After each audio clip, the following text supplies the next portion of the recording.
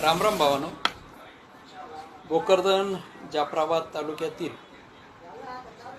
बांधकाम कामगार योजनेतील लाभार्थींवरती एका पडलेल्या राजकीय खरजुड्याच्या सांगण्यावरून जालना कामगार कल्याण मंडळातील अधिकारी या शासकीय योजनेतील लाभार्थ्यांवरती अन्याय करताना या ठिकाणी दिसत आहेत।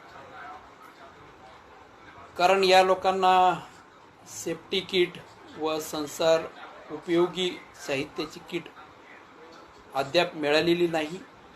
आदी योजनेचा या भागातील हजारो बांधकाम कामगार योजनेच्या लाभार्थ्यांना आतापर्यंत कुठल्याही प्रकारची मदत या ठिकाणी मिळालेली नाही आणि केवळ आपल्या कार्यकर्त्यांना किंवा आपल्या नातेवाईकांच्या सांगण्यावरून